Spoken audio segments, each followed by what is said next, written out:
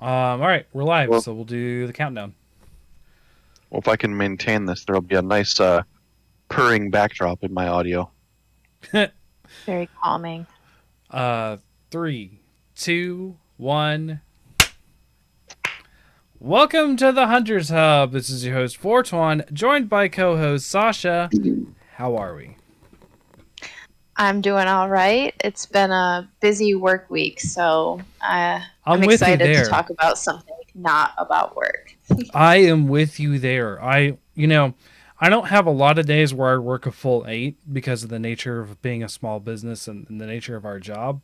But then there's days like Thursday that I left the house at 8:30, got in the morning, got home at 11:30 at night. So, Ooh. and granted, not all of that was work. We had a predetermined like board game night, but it ran right into board game night like work did. So we had a over 10-hour workday straight into board games, and I was just exhausted. So, Very nice. yeah. And Ace, welcome, fellow co-host. Hi. So, we all did you have a busy week as well? Not really. It was more so usual, and then our systems had outages yesterday and today, so effectively was working with half the normal stuff that I usually can. That's weird. But wasn't too bad overall. Yeah, I was still able to get most of the stuff I needed to done, so not that big a deal.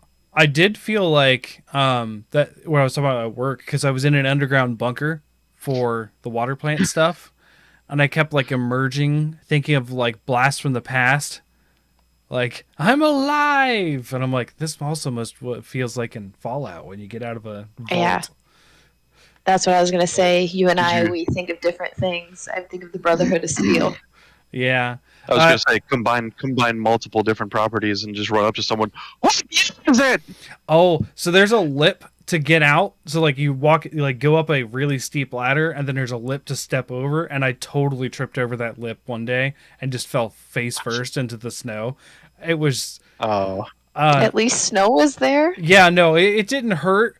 But I did get made fun of by the water plant guy because I still held on to the wrenches in my hand instead of dropping them like a sane person. Like I was just protecting these wrenches for some reason. So you literally just poof. Yeah. What I really didn't tell, what I didn't tell him was my left pocket had my Switch. So like I was actually falling on my right side to avoid crushing my Switch. So. He just thought I was protecting the wrenches, which I was holding in my left hand, but no, I just. Did you leave a facial imprint in the snow? No, but it was. No, my face didn't hit, but my chest and arm did. So you could see clearly where my arm is curled under myself. Like you could just see the shape of my arm in the snow. It was fun.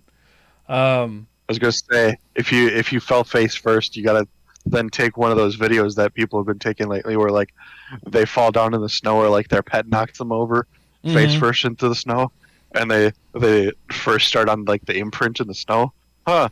Looks like someone got knocked over into the snow, and then they whip around and you can see like the snow on them. That really sucks. Yeah, I made a joke to this girl I've been talking to. She was like, "Do you have a video of you falling?" I was like, "No, I have that locked behind my OnlyFans. Sorry, you got to pay more for that."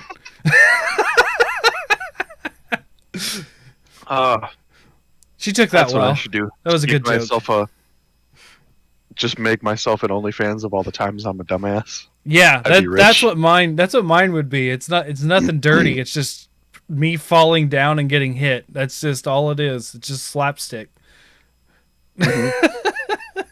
And then you got to have one video with the where you're being like chased by someone or an animal or something. Yeah, probably my kids, because they would totally be into chasing me for a video. They would get all into it. I mean, that 1 week where you finally got to see them again after quarantine, it sounded like they were mauling you. Oh man, I almost when didn't. You messaged the group. I You're like, almost help me. yes, they were all over me. I almost didn't see him again this weekend because their mom got COVID. But she was out of quarantine the day before they came over, but she didn't tell me until that day. Like I was like, what? Why are you like? Well, I don't know if you want to have them over because I had COVID. And I was like, why are you telling me the day they're supposed to be here? Stressing me out for no reason. No, I still want to see the kids. Thank you. You're out of quarantine. So tonight we're going to talk about the Nintendo Direct that dropped. I think it was Wednesday. Am I right? Yeah, Wednesday. No. Yes, Wednesday. Because I play Flesh and Blood on Wednesday, and I purposely took a loss in the round so I could watch the Direct instead of play. So, actually, I didn't take a loss in the round. I was cycled out. I didn't get to play. But I did lose the next game because I was not paying attention. And it was my brother. And he kicks my butt every time anyways. So, because he's just a master at card games. But Nintendo Direct, and then also talk about some Nintendo games that we'd like to see to come to the online service, since now Sasha can take part in that. Do you have Nintendo Switch Online yet or not? I do. Mm-hmm. I have to say I'm not like super in love with the game category, which is why I thought a wish list topic would be good to discuss. Yeah, no, I'm with you for that. Now, do you have the one that includes the N64 games or not? Yes. See, I don't have the N64 one yet. I think one of the announcements Wednesday is going to push me to get it, and we'll get into that. But are you on the single plan or the family plan? Family. If I bump it up, it will be $80 if I do it. I was asking for. I'm on single plan. I was gonna say, it's more doable on a single plan, but if you have the family plan, that's where it severely bumps up. Well, see, here's the thing. The same service, which, again, I don't play a lot of online games on Switch, but the same service is still cheaper, even with the N64 stuff, for, like, PlayStation. If you do, like, a family plan with PlayStation, that's a lot. But I do a single plan with PlayStation, so it's cheaper that way. I don't know. It's weird. People got all up in arms. It's like, it's $80. I'm like, if you do the same thing with Xbox or PlayStation, like just having two accounts, that's $100. Am I wrong? Like, well, Xbox has like basically one account on the home console has to have Gold or Ultimate Game Pass, and then everybody has access to it. That's different. Yeah. But if you have separate Xboxes in the house and you want separate accounts, you'd have to pay for two separate things. Am I right? I don't know, because I gave my brother my extra Xbox for a while, and I actually don't think so, because he was downloading games that was purchased on his Xbox account on both consoles so that him and his wife could play together. Okay. I don't know. Well, PlayStation is a lot meaner about it. I know that. My brother and I have separate accounts, and we have separate PlayStations, and yada yada. And then I just want to get the NFT update out of the way. Yeah. So our friends over at Ubisoft apparently they had a still going for it. Apparently they had a corporate memo go down, and employees got to hear the spiel, or like the re-emboldenment of like their plan going forward. And apparently at least one of them was like, are you trying to compete with EA and being the worst gaming company? Wow. That's saying something. Also, that's Blizzard right now and not EA. I don't know. I would say we kind of have like a pseudo competition of like three of them. So like, you know how in anime there's like the big three. Well, in gaming we have the big three of like the worst gaming companies. Yeah, right, but it's like a race. It's like a race to the bottom. It's like the Axis and the Allies, right? They're the Axis powers. Essentially. Yeah, but like, it's a race to the bottom right now to see who is gonna commit to being the worst. Sounds like Ubisoft is doubling down. So yeah, we should do like Bobby Kotick essentially did that too with not stepping down. Do you remember Celebrity Deathmatch? It was like claymation celebrities fighting people. It was all jokey. We should do that with EA, Blizzard, EA, Activision Blizzard, and Ubisoft. Just like have our own like celebrity game dev deathmatch, game company deathmatch, not devs. I don't think the devs are necessarily at fault in a lot of these cases, except for the problems at Blizzard. There was some devs involved. Or we could have it be like a gaming company Pokemon battle, wherein EA hurts itself in its own confusion by shutting down development studios. Celebrity Deathmatch was funny because they would just take direct quotes from the celebrities and plug it into the thing. So you would have exact things that these asshole CEOs are saying. Oh, yeah. Yep. Yeah, Celebrity Deathmatch was like a pretty big thing when I was in high school. So we're talking, you were probably in grade school. Well, shit, I don't know if the audio is out there, but then I guess Bobby Kotick would take it with threatening the fucking intern with paying someone to kill her. So now in Celebrity Deathmatch, he would have killed the intern. That's what would have happened in the episode. Yep. He would have. Yeah, in the green room. Yep. It was a fun show. You should really look it up sometime. It's a real gem. Yeah. I mean, I know the YouTube channel Screw Attack and how they have Death Battle with like this is different. Movie and comic book characters. This is different. Oh yeah. This is not like, hey, let's hype them up and have them fight. I used to really like Death Battle because like they kind of got that from Deadliest Warrior was like a thing on Spike TV. Oh yeah, and I love that show. I don't because they got so many things wrong so many times. Like the one that was just like, I'm out, fuck you guys, I'm done, bye, was the pirate versus the knight, right? And like, I look, a little biased here. I like knights over pirates. I think it's kind of cool, but they had one weapon that could pierce the armor, and it was the blunderbuss. And they said on the show that it only had a 25% chance to fire, right? I feel like I remember also being really upset about this specific episode. Yes, because it's like, you told us all the math, and then you do it, and it's like the pirate won 99 out of 100 times. I'm like, but he had one weapon that worked, and it worked 25% of the time. So wouldn't you think that he would have won 25 out of 100 in your computer simulation with math?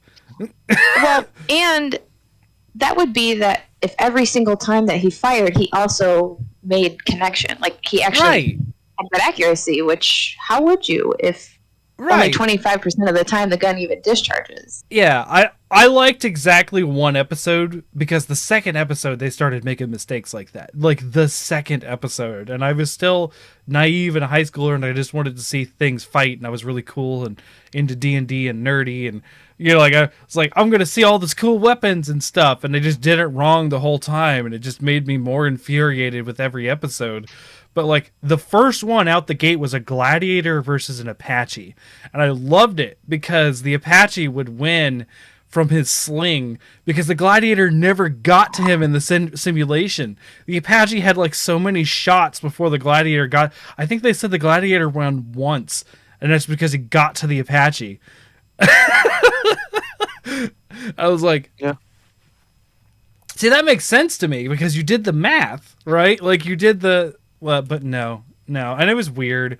Although I did enjoy, there's always this like ninjas are awesome kind of thing. I mean, you guys know that, right? It's been a thing, pirates versus ninjas, and like there was this thing. I was really tired of it in high school. It's like a ninja always wins because you'll never tell when they're coming up from behind, and like. But I was like, but no, traditional ninjas were mostly spies. They didn't kill people a lot of the time. Like I would like get like real nerdy on them. I was like, that doesn't make any sense. That's why I don't care for ninjas. They're just spies. And Death Battle actually got, not Death Battle, sorry, Deadliest Warrior actually got that right, and they went with the historical accuracy on that one. And then it's like it was Ninja versus Spartan, and like the Ninja won never because they had nothing lethal to the Spartan. The Spartan would be like, smoke bomb, okay, I'll wait till that goes away, stab you. It was actually a really funny episode to me because I was like, haha, take that, Ninja fans, haha. That was the only other one I liked. And then it got into stuff like Green Beret versus something else, and I was just like, yeah, I'm out. Navy SEAL, I think. Yeah, maybe. I don't know. It got into the other stuff, and I was just like, I'm done. But then Death Battle came out, and it was really cool. And there's some episodes I'm just like, no, that doesn't make sense. But then there's other ones I like. So I stopped watching a while ago for Death Battle. Did you ever watch that one, Sasha? It's specifically video game characters fighting each other. So like they had. I'm gonna have to check it out. There's a long list. It's been going on for a decade. Spider-Man versus Batman. Mm-hmm. Spider-Man wins, which, yeah, he probably would. Maybe. We don't have time to talk about how wrong that is. How much prep time does Batman get? That's fair. That's fair because I mean, he theoretically shouldn't need any, but I mean, when you've got spider sense, ridiculous strength, and webs, and agility, I mean, I guess we are going there. You can beat martial arts a lot of the time. But then they pissed me and many people off by insinuating twice that Superman could beat Goku. I mean, I'm not upset about that one. I am, just because I'm a fan of Goku, but I mean, I am too. But Superman is put up there as a god usually. Like, but isn't Goku like now, also pretty much? Now he is. At the time, he didn't have that Super Saiyan God form. He didn't have. Okay, but then and, like, that's my thing. Like, he and also, always did they fight? improves. Did they fight for 30 episodes? No, that'd be funny. One initial one and then a rematch. Yeah, and they said that I think they said they're not going to do another rematch, even because like right after the second rematch, he got all the Super Saiyan Blue powers and stuff, and like I don't know, it's complicated. No, the one that I was just like, oh come on, really, was like, Master Chief versus Doom Guy, and it was like, I get it, Master Chief probably wins. I understand this. However, the way you went about it was bad. Like really bad. Well, I mean, you could also not take the show seriously because I'm pretty sure one of the episodes was Deadpool versus Pinkie Pie or Rainbow Dash from My Little Unicorn. Yes, it was. It was Pinkie Pie, and Pinkie Pie fucking won. That was hilarious because they cite the confetti cannon that Pinkie Pie has in one of the episodes. Granted, I'm not a brony, people, but my ex-wife used to watch it, so I saw like the original, whatever, the remake My Little Pony stuff that has like Pinkie Pie and Rainbow Dash and stuff. I've seen it a couple times because of her. Pinkie Pie always cracked me up though, so it was funny to see like this confetti cannon just destroy Deadpool. Like, because like I was like, man. I think she won. I'm not sure. Or it was a joke and they both just didn't fight and they went and fought other people, I think, is one of the episodes too. It was like, why would we fight each other? We're both jokesters. Let's go prank people, I think is what happened in one of them. It's been a while since I've seen any of the episodes. Yeah, well, the one for the Master Chief and Doom Guy, they were talking about the fact that Doom Guy could run at 60 miles per hour because they did the math of the block squares of the original Doom Guy. I was like, dang, 60 miles an hour. Oh man, it was weird. It was like, why are we going into these weird facts? But this all took place before the new Dooms. Like, this whole episode did not account for any of the new Dooms because it they didn't exist yet. I think they did the episode in like 2013 or 2012, and it took till 2016 for the remake to come out. So, and also that was also way past a lot of classic Doom's relevancy in pop culture. Not that it isn't. I think it's still very relevant, but like, for gamer space, people don't really cite classic Doom that much anymore. So it was just really weird. Yeah. It's like, okay, I guess, yeah, they sort of similar look alike, and I guess Master Chief would have been on a downhill slide at that point. I think it was like Halo 4 time frame, if I'm not mistaken. So, yeah, who knows? Anyways, we have other things to talk about other than Death Battle. So, the Nintendo Direct stuff. Sasa, did you catch any of it or any of the news or stuff? Or are you just going to be sort of reacting today? I just read like someone's summary article about it. Sure. So that's fair. Well, I can get the shitty take out of the way. There was nothing of importance announced, and that was a waste of time. Oof. What? I legit saw a few of those reactions. No, where it was like, yeah, that was a waste of an announcement. Oh no, Sammy, who we had on last week, said that like there was one game he cared about, and I fought him on it on Twitter. Boo. He said Klonoa was the only thing that mattered, and I was like, but Kirby, right? Come on, Kirby. Like that fucking trailer where he takes the fucking car, developing the car. I was tracking up for the whole rest of the trailer. So there's a couple things for this Kirby thing that I just like, what? This is when I lost playing that card game because I was watching this trailer instead. I was like, hold on. No. Stop doing what you're doing right now, Chance. I gotta see this. Because like I was sitting in the game shop we were playing, and the TV that we were watching it on was like way up in front of me. So he couldn't see. I was like, there's a Kirby commercial. I gotta see it. Hold on. So like, Sasha, have you seen the 3D Kirby stuff, or did you see this trailer?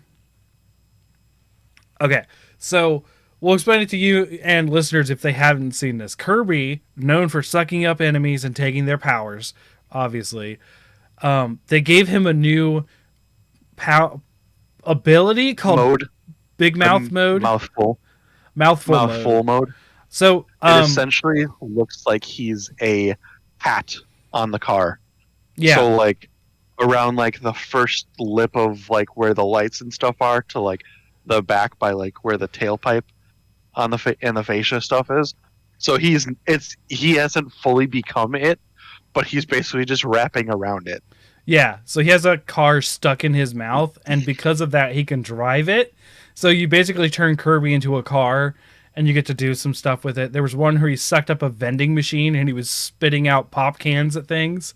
There was one where he sucked up like a giant boomerang, and because he was like boomerang shape, he could glide. So he was gliding through some stuff. So it's like the cool thing is this ends up being like a Super Mario Odyssey sort of like 3-day adventure, which we haven't had with Kirby in a while. But the thing that like, even though those were cool, Ace, what actually really got me excited is the fact you could customize the copy abilities. So like Kirby has always been like, fire, I do this one thing, and I do a couple moves in fire mode, and that's it. But now it's like, hey, instead of just doing a flamethrower, I can shoot these lava rocks that bounce around and hit things. And it's like, wait, you can customize the copy mode? This is amazing. Like this is... I think they called it like you can evolve the moves. Yeah, you get to go to a shop and upgrade them, basically. And so like how Kirby has like the little Link hat and sword looking type when he has the sword. Yeah, he's just called Sword Kirby, yeah. The upgraded form is like a giant ass fucking Buster sword. Yeah. I don't know if you caught that, but I was like, oh, so we're going in a Monster Hunter territory here. Yeah, it was... Yeah, I enjoy that they're really playing with the Kirby formula to really get this going. Because Kirby has felt samey. That's why I haven't got a lot of the newer Kirby games. It's just like, yeah, they do little mechanics. Same with Yoshi. Like modern Yoshi games have never really stuck with me because they all just like, hey, it's Kirby as a different material, cool, or like Yoshi is a different material is what I meant to say, but like, okay, and they're still like the Yoshi games in particular are incredibly easy, like ridiculously easy, so it just doesn't appeal to me. And then the modern Kirby's haven't either, but like this one looks fun. This one, I'm excited for. Speaking of ridiculously easy, They also announced the Dread difficulty for Metroid Dread, and I was like, "Fuck that!" Oh yeah, so Metroid Dread they announced Dread difficulty, which is a one-hit kill mode, not on enemies, just you. You get hit once, you're dead. You don't have health, you just die. I had difficulty enough in the main game. Dude, at the only difficulty they have, that is a no-go, a no-fly zone for me. Conversely, they also announced rookie mode, which made it easier. So there's like easy, normal, and then break your soul. Like no hit mode. Holy cow! Now they're gonna make it Iron Man where you don't get to save. Mm-hmm. Did you ever play? Is it Dead Space 2? Has the achievement like that? Like you can only save it like twice. It's 3. He would have 3 throughout the entire 15 chapter game. I started it, got to like the second chapter, and I was like, "Yeah, I can't do this." Too much stress. Because I had already used one of my saves at that point, and I was like, "Yeah, this isn't gonna go well." Mm-hmm. Dude, I used to have that sort of anxiety with hardcore mode in Diablo. Oh, I didn't tell you guys. Mm-hmm. Speaking of anxiety, so after I finished up, what was it on PlayStation? I think it was Far Cry 6. Okay, yeah, you've been playing that. I think it was Far Cry 6. I started to play Alien Isolation. Yeah, anxiety. And I have not encountered an alien yet, but I have taken a pause and I have now started Horizon Zero Dawn. Because I played maybe, I don't know, 45 minutes to like 2 hours maybe of Alien Isolation, and like I just like paused at one point and I was like, this is too much. I am not okay right now. Yeah, this is too much. Yeah. Like, I have not encountered an alien, and I have not like heard any noises to suggest I'm in danger right now. But like, just knowing what the game is and like the series, like my anxiety is like shooting through the roof right now. And I think if I do encounter an alien, my heart's just going to explode at this point. Mm-hmm. So the alien is smart as well, so it starts to learn your escape patterns and how you hide. And my husband, when he was playing it, we played with the Kinect sensor still turned on, so the microphone was picking up my noise, and the alien would find him, because I'm like, fuck, and then it rip open the thing that he was in and pull him out and kill him. Oh, I bet that made him upset a couple times. I feel like he wanted the tension cut. Like, it's anxiety ridden to sit there and you know it's around because you've got this like item that picks up motion. Yeah, it tells you that it's near you, or it's like somewhere near you from the movies. Yeah. Yep.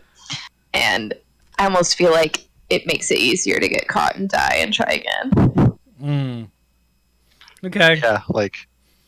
Oh, you found me. Fiance, it's over. Have fun. Like, when I was playing it, like my fiance was off to my left at work, so I'm just sitting there like. Meanwhile, inside I'm like.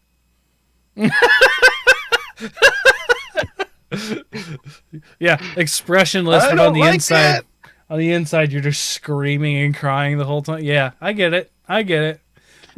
I'm trying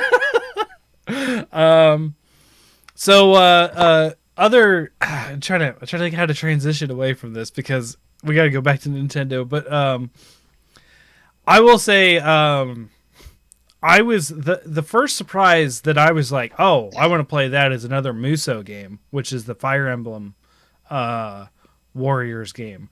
Now, I didn't play the first Fire Emblem Warriors game because I didn't play any of those Fire Emblems, but this new Fire Emblem Warriors game is based on Three Houses, which is the one I played. So I'm like, cool. Kill a bunch of thousands of enemies and run through a battlefield. I'm down for it. It just looked really cool. I didn't expect that. I don't think anyone really expected that one. But I don't know. I thought it was a cool one. I wasn't like over the moon about it, but I did like it. I'm interested in playing The Force Unleashed again. I did see that. Yeah, they had a bunch of Star Wars games, especially a Force Unleashed. I think just one, right? Not the two. one this time. Yeah. Well, I think they might. Maybe they're releasing it as like a companion, but I only saw advertisements for the first one, so we'll probably see the second one at a later point, I would imagine. Yeah. Which I don't think I've played the second one, only the first one. Okay, so it was Fire Emblem Three Hopes. It was the name of it. The Three Hopeses. Yeah, like Three Houses. But one's clearly evil if you ever played the game. Like, you play... Nah. No, seriously, you play that one story and you're the bad guy, and you're like, wait a minute. What? I didn't understand how this was going to go. It's about Fire Emblem. It's typically a strategy RPG. We got a couple of those this time. So we're getting Triangle Strategy, which is that's a lot closer than I thought it was going to be. March 4th or 3rd. So we're talking in the span of a couple weeks, and Triangle Strategy, Final Fantasy Tactics style of gameplay. I'm down. I loved Octopath Traveler. It's the same art style, the same people. I'm 100% in. And but then we also got like a Front Mission First remake coming to the Switch. Now I guess this is coming to other things too, but Front Mission is like mechs in a strategy RPG, so I'm possibly going to get that. I think there was a third one. Oh, Advanced Tactics, Advance Wars 1 and 2 reboot. We knew about that's old. I think they just talked about they just got a new trailer and a release date, I believe. Yeah, Star Wars Force Unleashed is the only Star Wars game I'm seeing to confirm with you, Ace. Just looking through. We got the Ezio collection for Assassin's Creed. Oh yeah. Not super interested in that. Ezio is my least favorite character in that whole series. I feel like he's a jerk. But I only ever played 2, and I didn't finish it. Of the Ezio series, I played 1 and 3 to completion. Mario Strikers. This is the one that I was super hyped about. Like, I love Strikers. I like soccer. Like, I don't talk about sports a lot, like real life sports, but I used to play soccer. I have always enjoyed soccer. I married into a Hispanic family that all loved soccer, so we would watch the World Cup like religiously. Like, I've always been into soccer, and Mario Strikers came out like on the GameCube, and I was like, Mario Soccer, it's the best. I love it, and I love it because it's more than soccer. It's, all the Mario sports games are a little bit more than the sport. And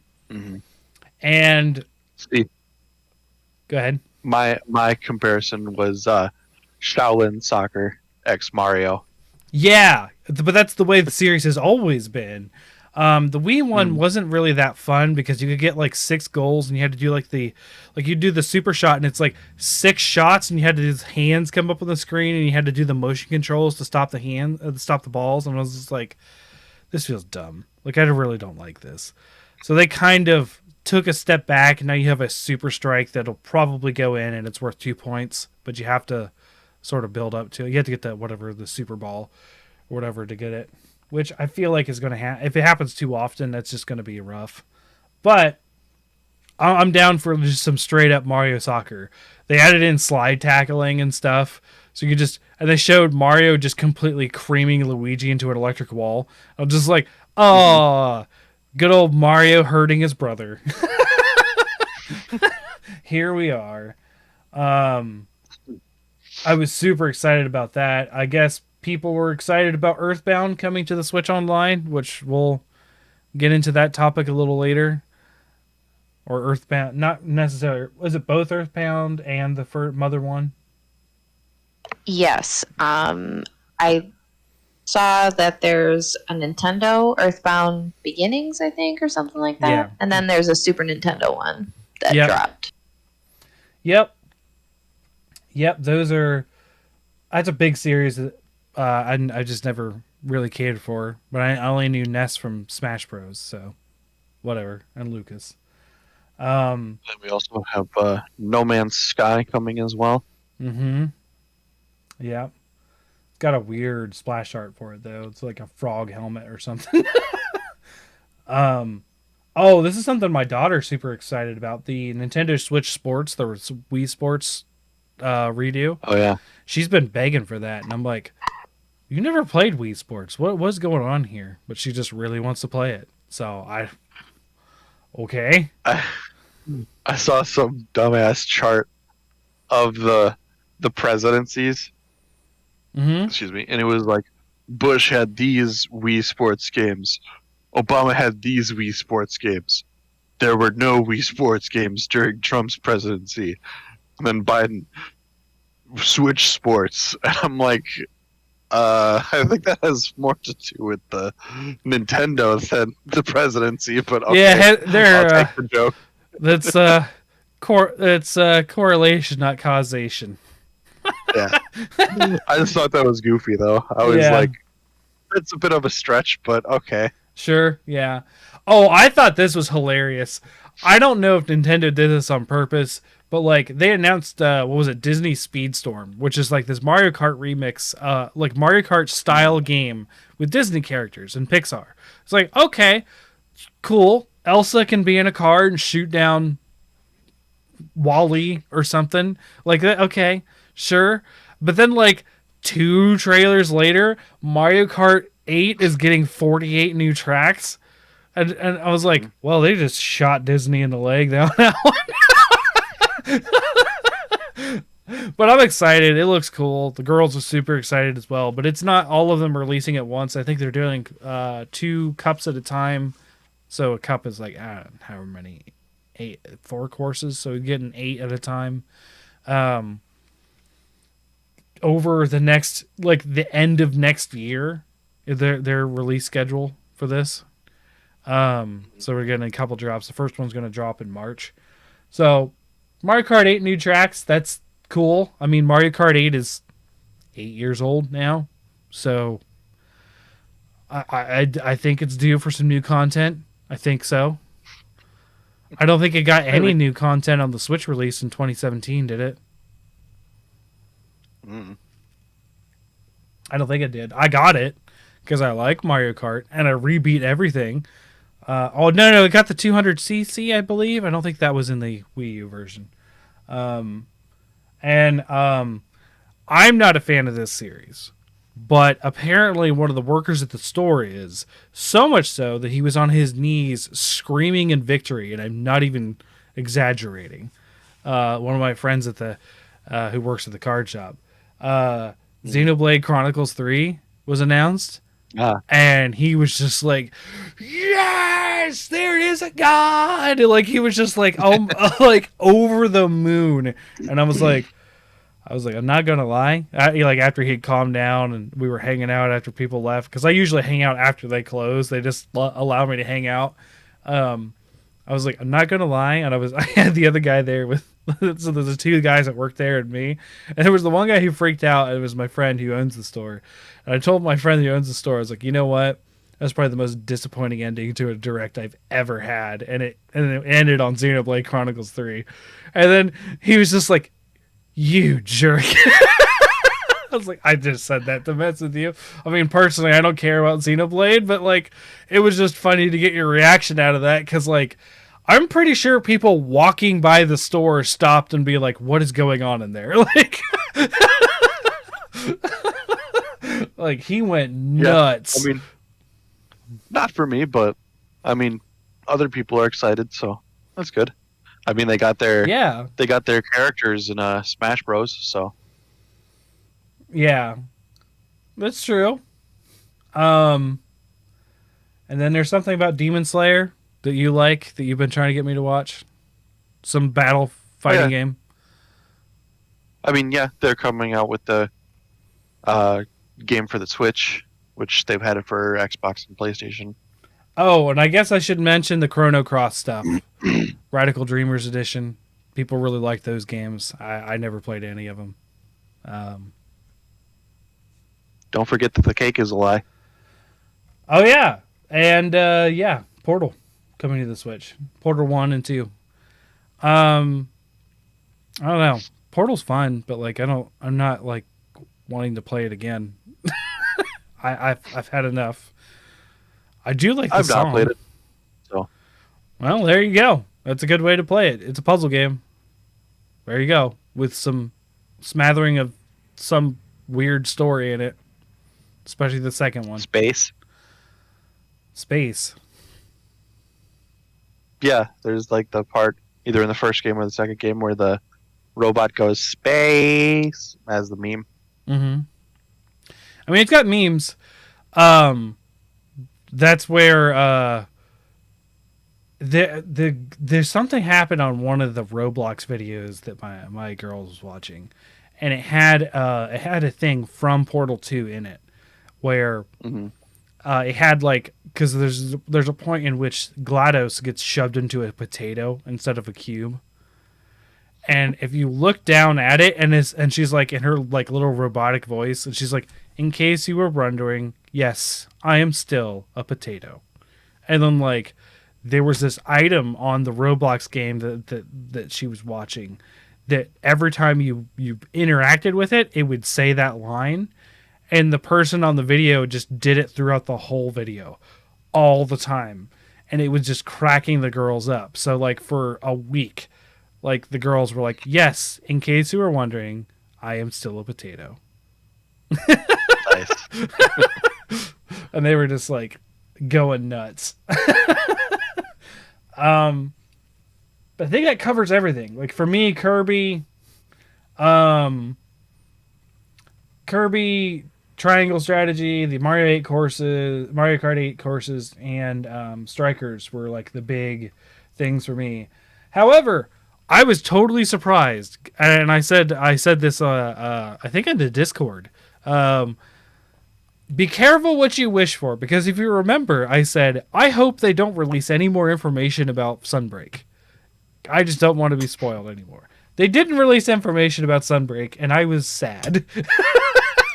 Well, more info is going to be coming in spring, so I understand. That should be next month, I think. Would be the soonest. Yeah, I understand. But I was just like, I was like, I'm eating my own words immediately in the first direct. Like, So, yeah, it's not like we're not going to get info. I was just like, didn't want to go through what we did with Rise, where we were spoiled on literally every single monster outside of the bosses in trailers.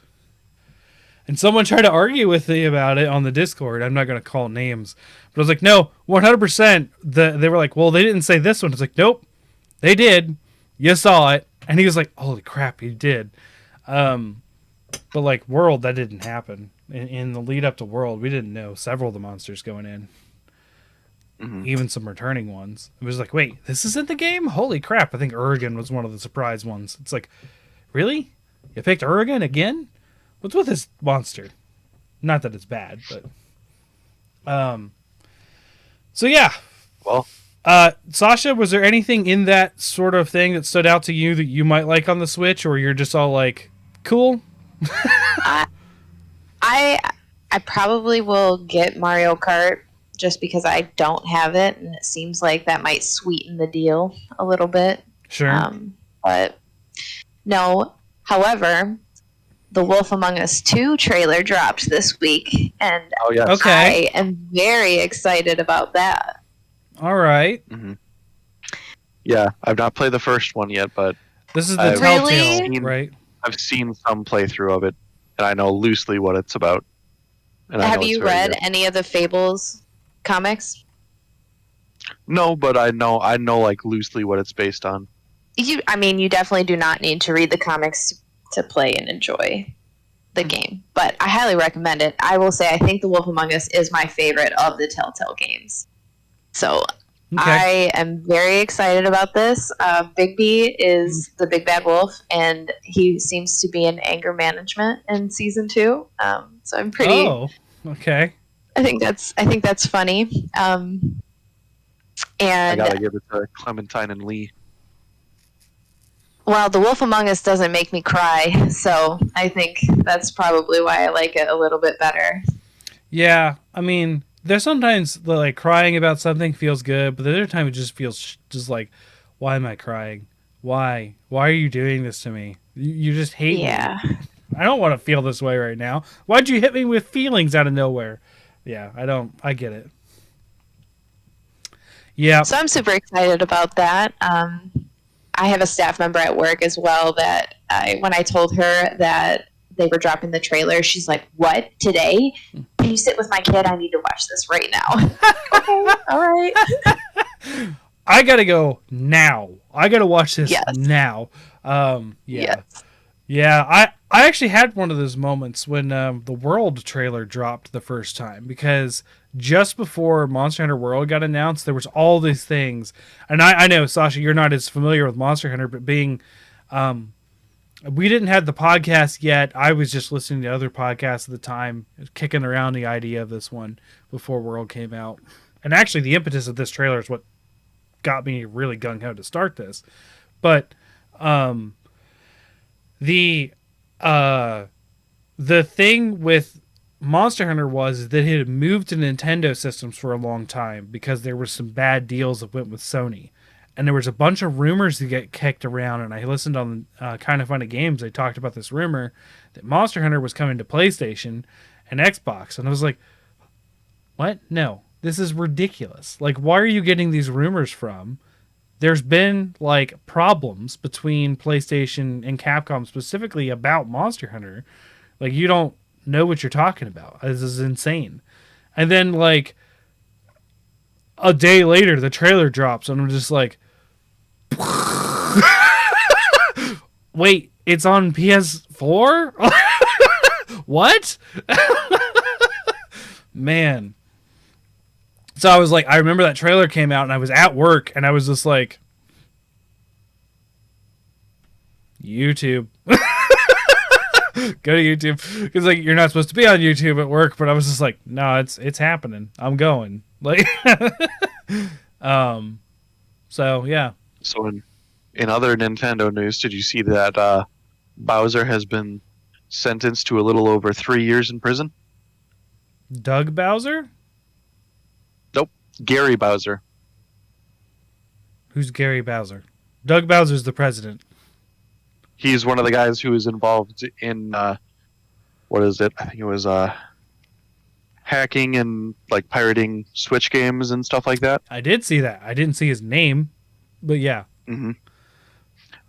Yeah, apparently they had mod chips that would that had a trigger that would brick consoles if they were tampered with.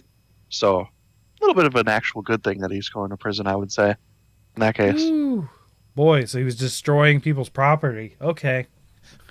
Well, had the potential to. I haven't seen any of the sources covering it that say that people were actually getting bricked consoles, but like, yeah, just given that that's a possibility, I would say it's probably better that practice is stopped.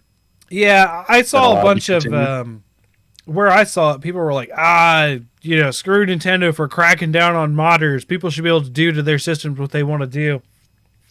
That's all I saw on it, and I was just like, all right, whatever. I didn't, like I said, It was a busy work week, so I didn't catch everything. The only thing I caught like on the nose was the direct, because we had a shorter work day Wednesday, not super short, but shorter. So yeah, so Wolf Among Us 2 also dropped. Okay. So I guess there was one thing, I don't know if it was announced during the direct, but it happened recently. Probably was during the direct, but they announced Banjo-Kazooie coming to the Nintendo Switch Online stuff. And I'm really super excited for Banjo-Kazooie to come back. I may have 100% of this game like 4 or 5 times by now, but I love the first Banjo-Kazooie. If you guys have ever played that, awesome. If you haven't, I really suggest, Sasha, because you said you have the N64 package. If you haven't played it, I suggest you. It's on there. I saw it today. So. Okay. It's good. It's Maybe. Really good. I like it a lot. However, I don't care if they get Banjo-Tooie. Banjo-Tooie is just not good. Like, immediately. I'm okay with DK64, which was after Banjo-Tooie. DK64 would be... I will just transition to the games we want to see come on to these to this Nintendo Switch Online. I'd like to see Donkey Kong 64 come onto that. I don't think it is. I actually have to look at the roster because I don't have it. But I don't think it's on there. There's not very many 64 games. Right. There's only like 10 or so, and then they just added Banjo-Kazooie recently. There's such a glare. Oh yeah, the Kirby. I can't Look decide at how if ridiculous that is. Yeah, it looks like someone got a custom cover for their car. Kirby cover. Yeah. Which led to a whole bunch of memes. I saw someone create a meme of Kirby over Eva Unit 1 from Evangelion. They had one where they blended in Pink over Kazu. I've seen both of those. Yeah, I've been loving these Kirby memes where he's just like swallowing everything. It's just hilarious. Oh yeah. So about Death Battle, there's Kirby won his fight against Majin Buu in Death Battle. Yeah, I mean that makes sense. Because they both are pink and eat people. Oh yeah, and I've been receiving non-fucking stop ads for Elden Ring within the last 48 hours. Huh. You're like on some sort of mailing list or something? Like... No, like just on my YouTube, like every other ad I feel like has. I haven't been watching a lot of YouTube, honestly, because I haven't had time. Like, I get it. It's been in the works for several years. I get it. It's coming out. I'm not going to get it, but I get it. I am going to get it, and I'm not getting it. That might be why. They know they're trying to sell you on it. But I mean, I am going to get it, but I've got other games to play, and we'll talk about that after our stuff. So yeah, back to the point. Donkey Kong 64. I want to see this come to the GameCube editions for the Nintendo Switch Online. Just because I'd like to play it again. It's been since I was a kid that I played and beat this game. I don't think I've even emulated this game since. But as far as Collectathon goes, it's bad. It's probably one of the worst as far as the most pointless shit you got to get. Like, and it's not necessarily pointless, but like it feels pointless. It's like you have like 5 or 6 collectibles, and then you have to do that across all 5 characters. They all have their own special ones.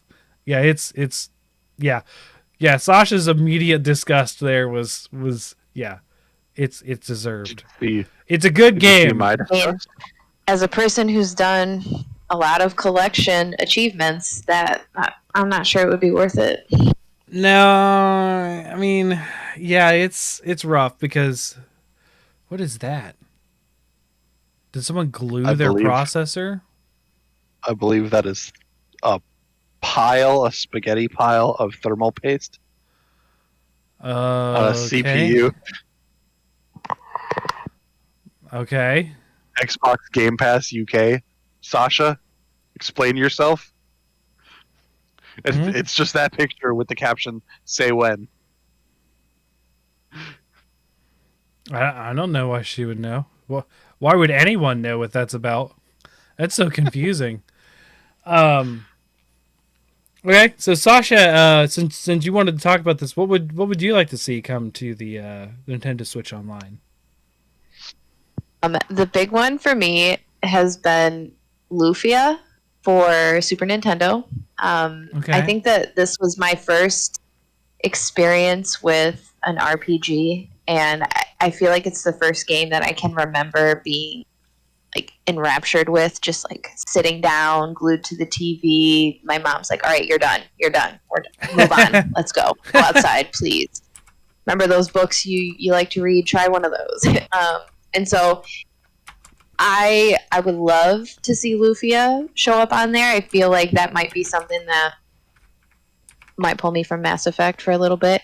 So Lufia and the Fortress of Doom, and then I actually never played any of the other Lufia games, so it would be cool to see that whole franchise show up. All right.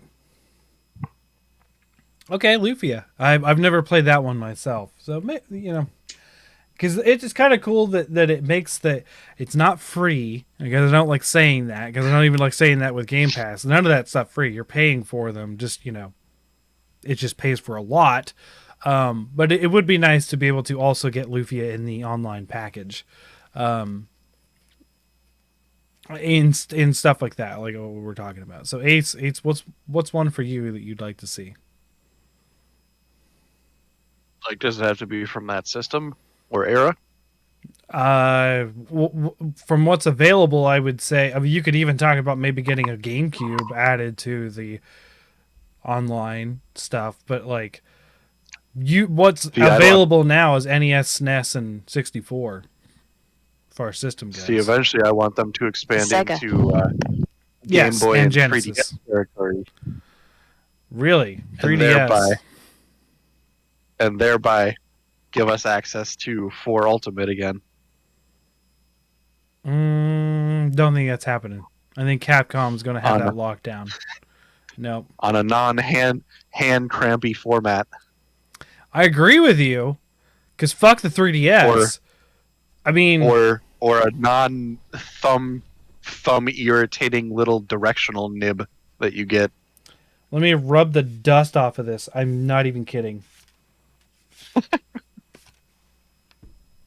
Yeah, I don't want it on this. I have want to get a collection. Like the smaller one, the one that's like this big. It doesn't matter. This is not comfortable. As bigger as this is not like. Sasha, do you see that little gray nub? Yeah. This is your camera. Do you know about that gray nub? That is your fucking right thumbstick. Yeah, that was irrelevant on my Pokemon machine. So. It's highly needed in Monster Hunter. Highly, and they might as well have just not put that in, because my thumb would get so fucking irritated using that tiny little piece of shit. That dude, I kid you not. They had this way of holding the PSP they call the claw, Sasha, because the only way you could control the camera was like the camera control was like with this thumb, or no, you walked with this thumb, but the camera control was set to something here on the PSP. So you would have to like hold the game like this instead of the normal, finger on top, thumbs, everything else supporting the system. You had to add another finger in, and it sucks. PS Vita fixes that.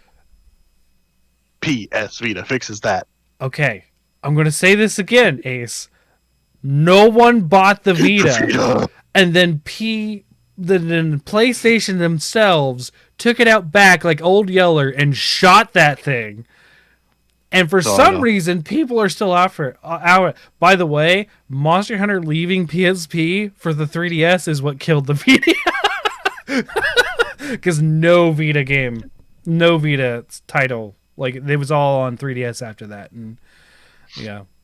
Well, they still had Monster Hunter Frontier, but that never made it over to the West. Mm-mm. Like, it was big over there, but not make it over here. Yeah, there was a lot of not getting games problems from Japan. There was a lot of that. but that little gray nub of the thumbstick, the one on my red 3DS has a slight concave to it because my thumb would get so irritated that I would have to shift to like using the edge of my finger with the nail. Then, like, how big mad would you be if they did release it and then it's this button? I would just not buy that console at that point. Like, oh man. But no, they did proper thumbsticks, so good on them.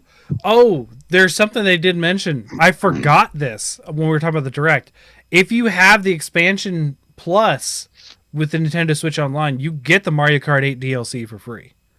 Yes, that's why I was thinking I'm just going to pick it up. Right. I forgot about that.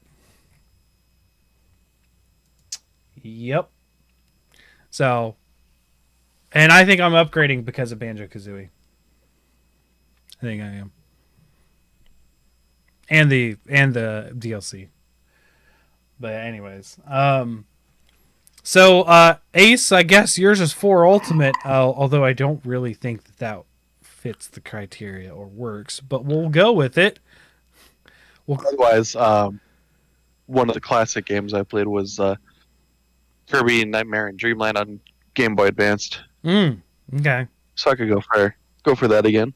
I think it would be kind of nice to get advanced games because we got that on the Wii U Virtual Console, but we don't have that currently. That's how we would get Metroid Fusion. That's why I downloaded Fusion, or I didn't. What there was one I couldn't download. I think it was the Prime collection that I couldn't download, but I think Fusion downloaded. Anyways, because the Wii U shop is just not going to work very well right now. Yeah, the Wii U and the 3DS shop, I'm pretty sure they removed the ability to do debit card, I think. So you'd have to do it by gift card. Ooh, interesting. Or like possibly by refreshing funds on your account. Okay. One of those things. Well, I already owned it. I was just trying to re-download it, but yeah. For me, so I was going to talk about this game, but I realized it just came out not that long ago on the Nintendo Switch Online called Spanky's Quest. So it's already there. And yeah, it sounds weird. It's about a monkey named Spanky that throws a bubble up in the air and it bounces off your head. And the more it bounces off your head, it becomes a bigger sport ball. I'm not even kidding. So the bubble turns different colors and gets bigger, and you have to kill fruit to get to the end of the level. It's like an arcade game where you're a monkey killing fruit with sport balls that pop out of a bubble. And it's hilarious. So Spanky is playing with his balls. Okay. Spanky's Quest. It is weird. It is disturbing and hilarious. And I had it on the Super Nintendo, but it's already there. It's already on the Nintendo Switch Online. So I'm going to pivot into one I talk about quite often, which is EVO, The Search for Eden. I'd like to see that be able to be played again. For listeners who haven't heard, we've done if you go back in the history of the podcast, our first side quest episode, which is the pre-rendition of Bickering Bucks before Bickering Bucks happened, is EVO, The Search for Eden, where you play you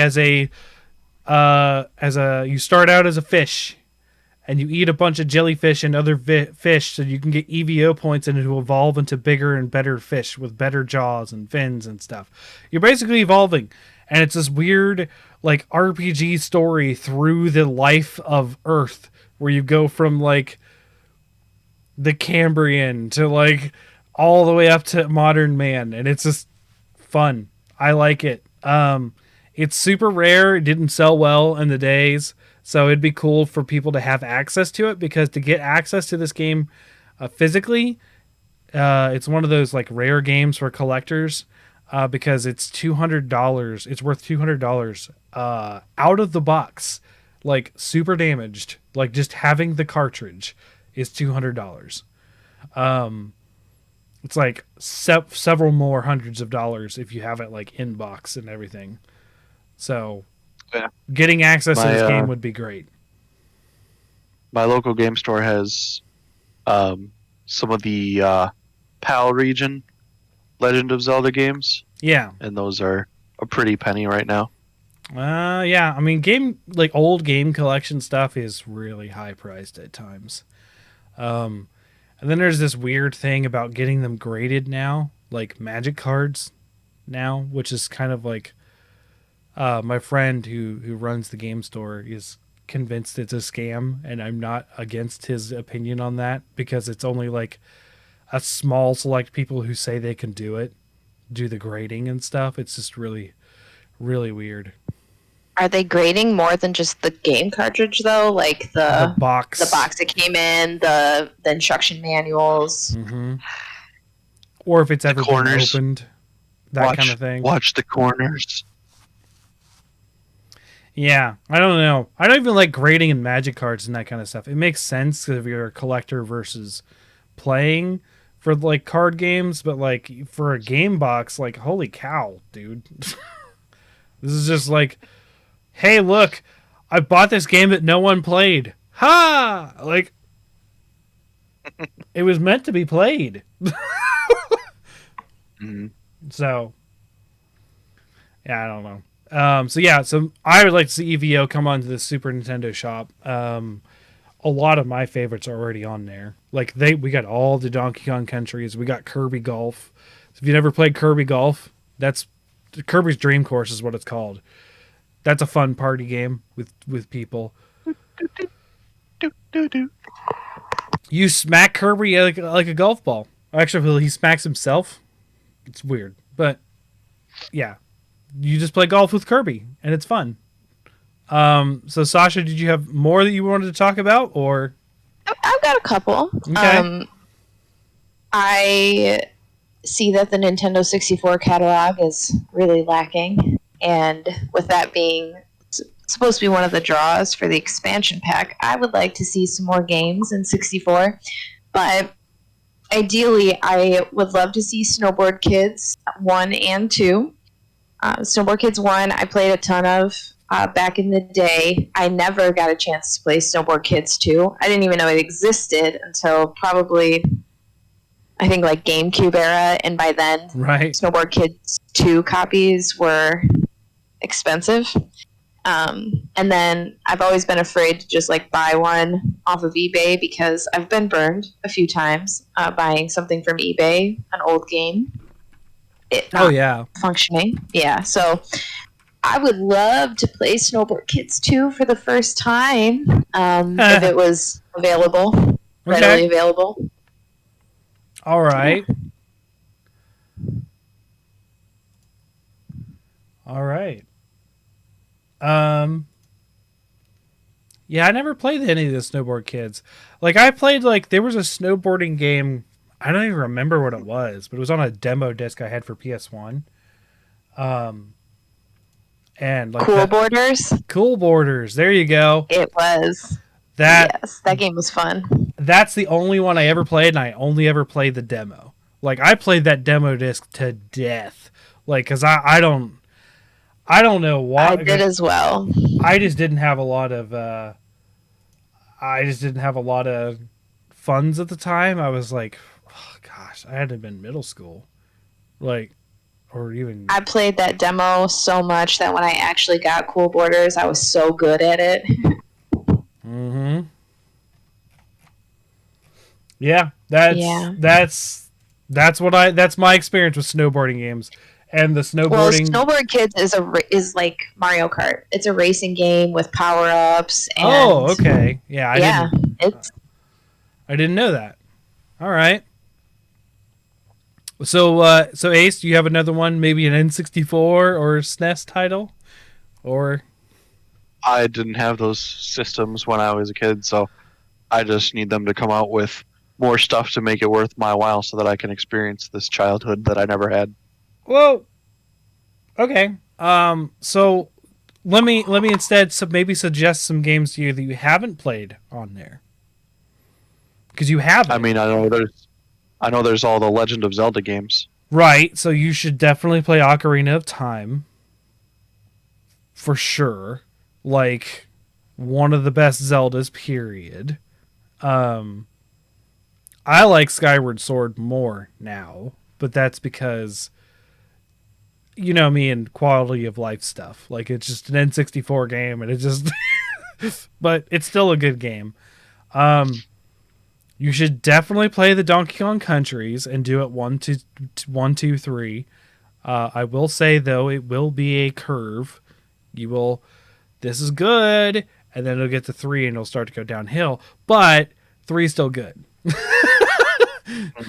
You can't see where the line starts, but like 3 is gonna be good. It's just Pokemon Snap. Pokemon Snap. If you got the new snaps, the new snap's so much better. The Pokemon but the classic.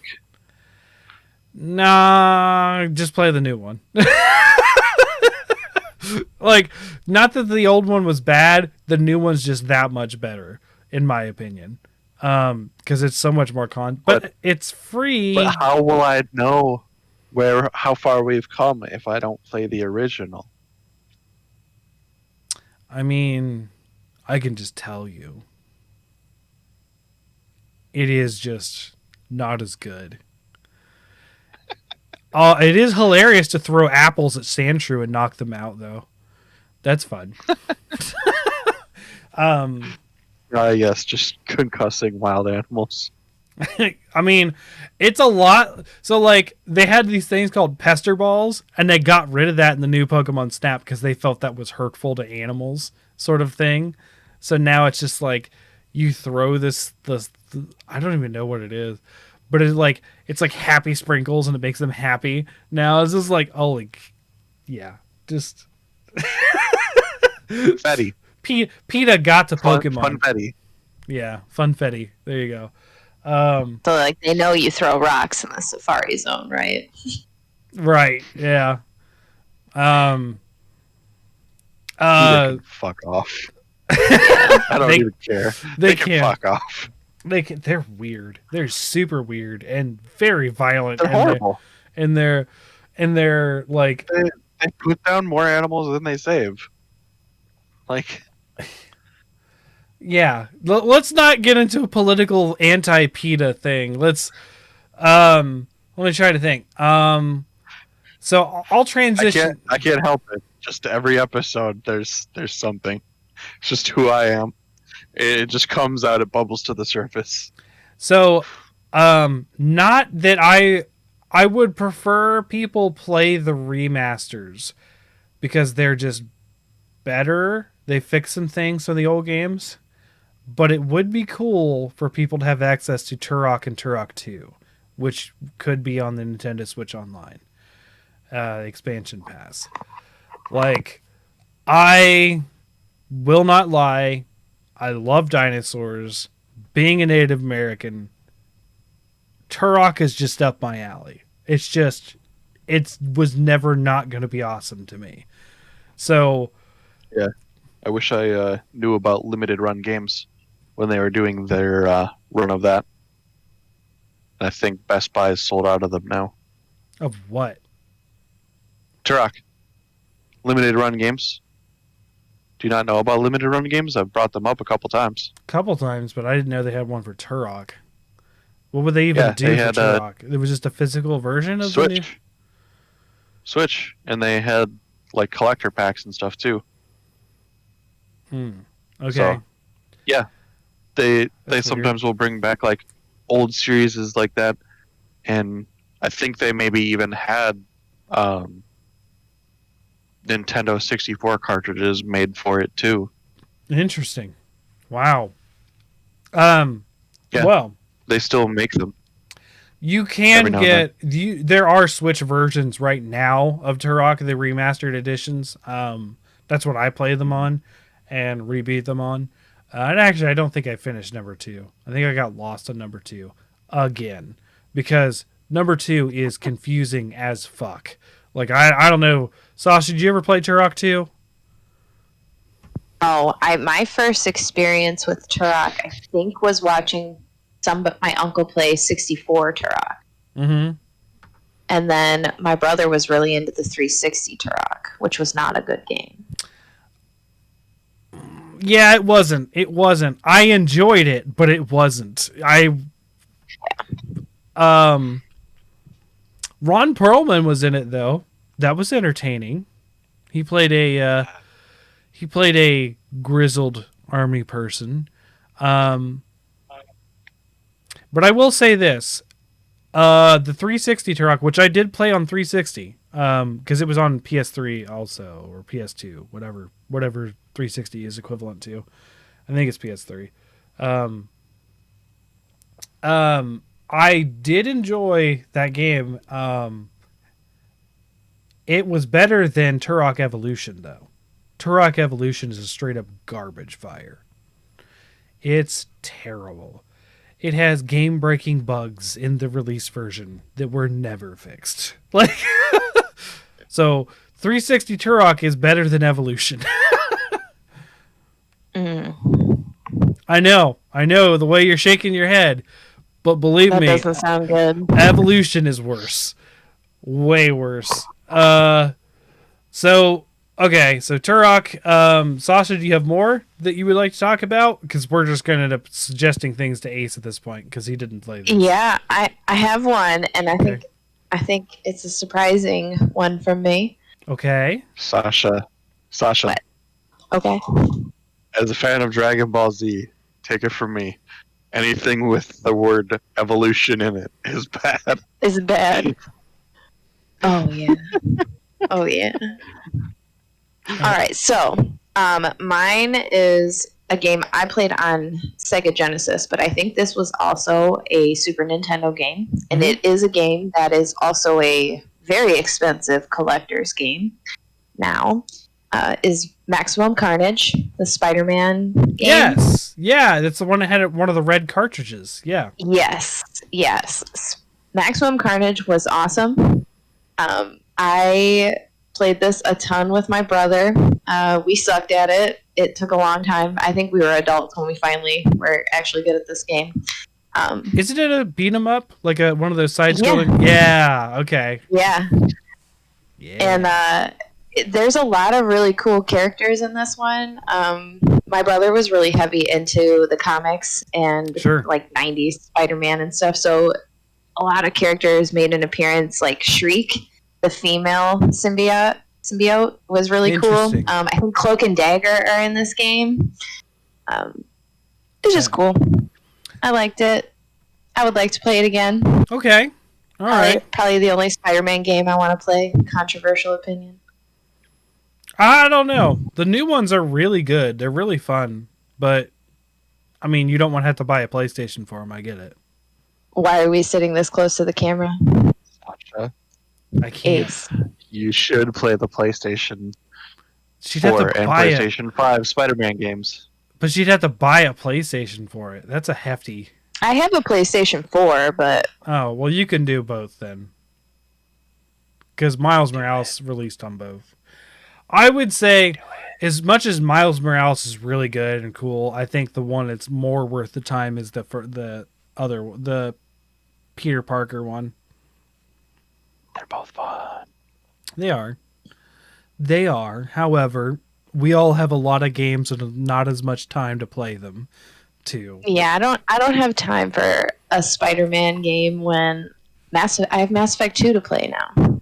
Right. No, this is where you just get the head thing from Black Mirror, so you can just play video games while you're sleeping. I don't want anything to do with Black Mirror in my life ever. No, I sure do not. Hard pass. Just hearing what the first episode did made me want to throw up. Like just hearing it, and I'm not going to repeat it, but my ex-wife watched it at the time, and she was so excited. Like, you'll never believe it. It's so crazy. And she was all excited about it. I'm like, this sounds disgusting. And why are you watching it? Like, this sounds terrible. I skipped the first episode. Yeah. I have seen skip the first episode. The other episodes have a lot to do with interesting ideas around the evolution of technology. Yes. Okay. Yes. I don't like disturbing, I don't like freaky, and I don't like scary. And not all of them are like that. Like there's one where the woman's like boyfriend or fiance dies, and she gets like an AI to talk to through the computer of her like deceased person's memories, but he ends up being like very not flirty. an android. Yeah. Yeah, not an AI. And that one's not scary. It's just sad. I understand they're all supposed to be thought-provoking. I understand that. I'm not... When I'm watching something, I'm checked out most of the time. Like, I'm not there to figure things out. I'm not... Like, when I'm trying to engage in content that's thought-provoking and stuff, I'm usually actively playing a game or that kind of thing. Like, the stuff that I watch is, like, Doom playthroughs by Decino, because I don't have to think about that. I'm just watching some guy play some high-level Doom. And then I also watch stuff like Criminal Minds, because I don't have to think. They do all the thinking on the TV. They figure out all the mysteries, and I'm just there to watch. I'm too tired. By the time I'm watching something and not doing something, I'm like mentally checked out. But no, I would definitely recommend watching some of the other I have seen Black the Mirror one episodes, called The especially Gamer. Uss Callister. Or is it called the Gamer? I don't know. It's the one where they had like they were in some sort of cabin, and it was like a game in their mind. I've seen that. Oh one. yes, that one is interesting. Where it's like a horror game, an adaptive horror game that reads your mind and stuff like that. There's another one that involves gaming, called Uss Callister, and that one is very interesting. It sort of has like it pays homages to like Star Trek and stuff like that. It's so good. I love it. And it has a really interesting thing of like AI becoming sentient and fighting for themselves, but the AI is like DNA replicas of people in this one guy's actual life from the video game development studio that he's in. Yeah, that sounds like a lot. So sort of think like The Social Network, where like the one guy sort of gets fucked over and is bitter about it. It's sort of like that. I didn't mute my messenger, so I got like a message that I was like, I don't want that to appear on stream. Oh, and then the Black Mirror interactive movie, Bandersnatch. That one's centered on gaming development. Okay. All right. Maybe. I know it's on Netflix. Maybe. Do it. Bandersnatch is not scary at all. I mean, There's a jump scare in it, but like I'm not. You have to do certain actions to get to it. It's not that like, oh, I'm too scared to watch that kind of stuff. It's just like it's just never been interesting to me. And the reason why it's been interesting to me in the past couple of years is because of stuff like the horror version. I'm like, okay, this sounds funny enough that I need to go watch it. Like after listening to their podcast about it, but like, I don't know. Like the real like I'm still stuck on episode 1, and I don't want to have anything. I don't want to watch anything about that. Sasha and I both gave you permission to skip number 1. I don't like my patented permission for Walking Dead to skip season 2. Like it's fine. I'm done with Walking Dead after episode 2. Episode 2, I learned what that show was about, and it was not about zombies. And I was like, I am out. That's fine. It's allowed to be introspective on humanity and what humanity becomes. Also, you should watch We're All Dead, the new Korean high school zombie show. It reminds me a lot of High School of the Dead, but without any of the unnecessary fan blah blah blah. Okay, I really have to. I have to do this now. I have to give you my hot take on zombies. All right.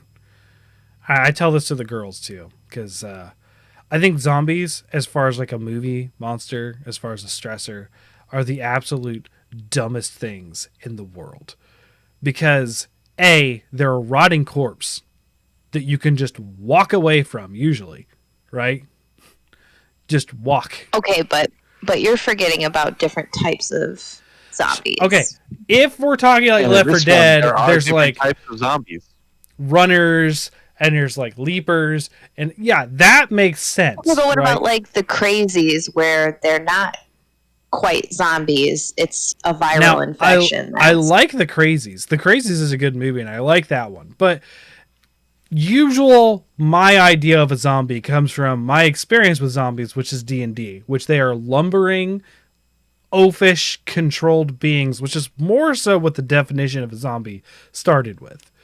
And I just, as a concept, I am not a fan. I have never been a fan of them. So like when there's a good zombie game like Back 4 Blood and Left 4 Dead and that kind of stuff, it's because they do something interesting with them. Most movies... So you like 28 Days Later zombies, not Romero zombies. Right. And because a Romero zombie, I get the idea that it's a rotting corpse coming after you, right? Possessed by some evil being coming at you.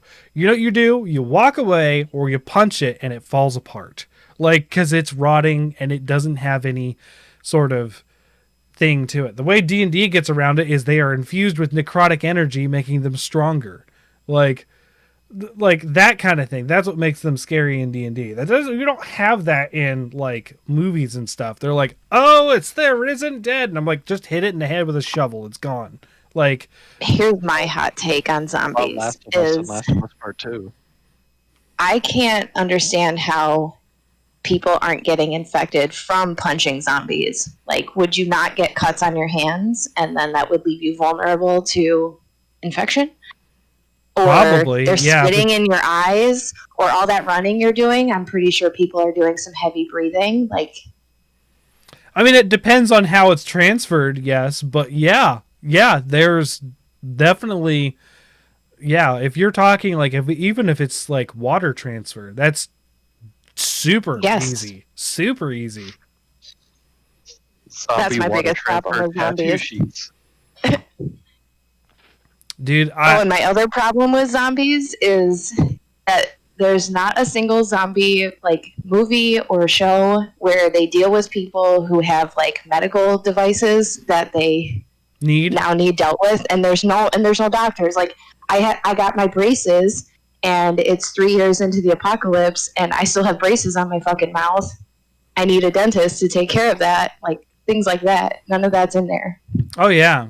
Like what if you like absolutely like, not that you're like dying, well you would be very close, but like what if someone who needs dialysis, right? Like they have to go to dialysis like once a week.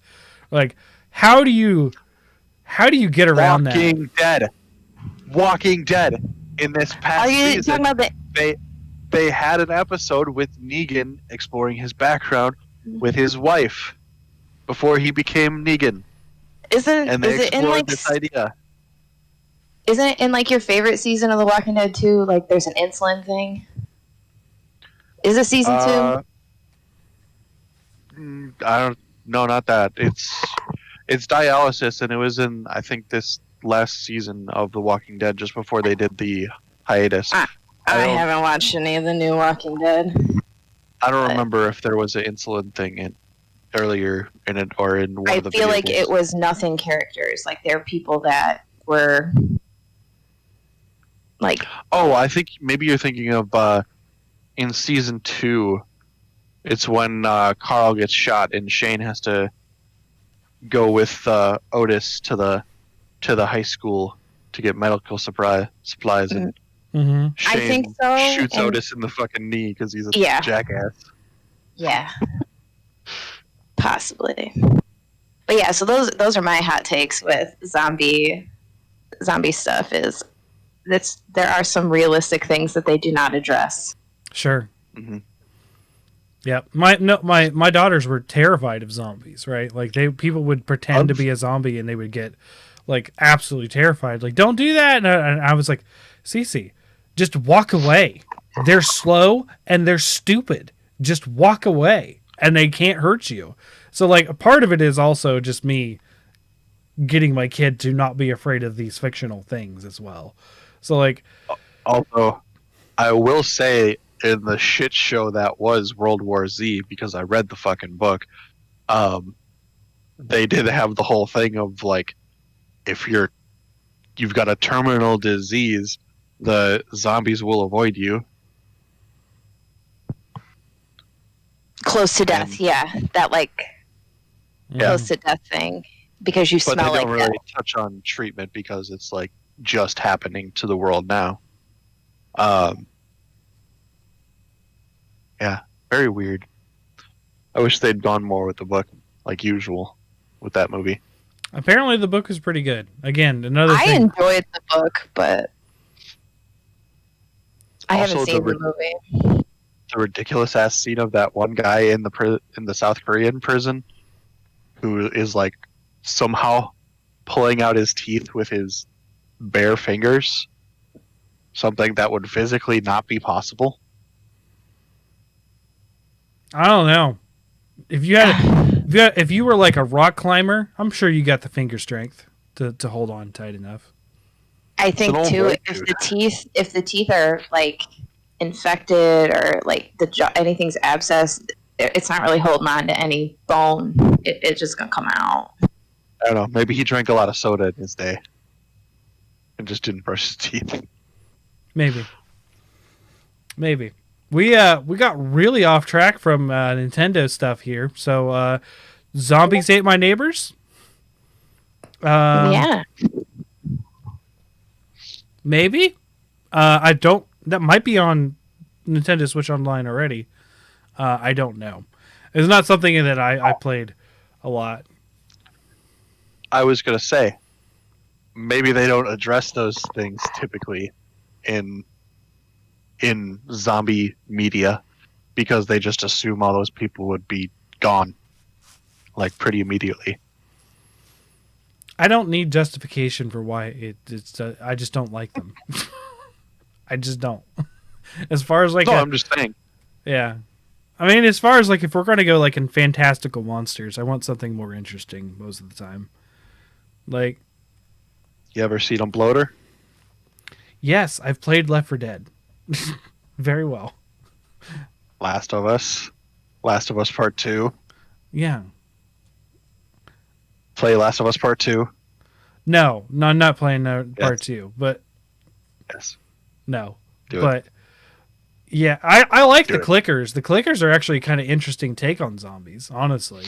The mushroom heads, and they're using echolocation and stuff. Like, that kind of stuff's cool.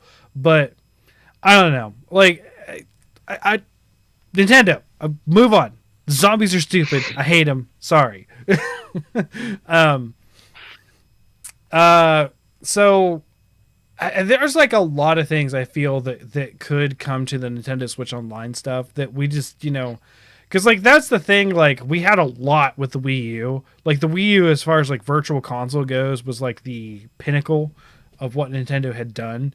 Because we had all the stuff that we're hoping for, right? Except for EVO. I don't think EVO ever hit the eShop, but I would like it just in general to see a lot more of the 64 games. But I will admit,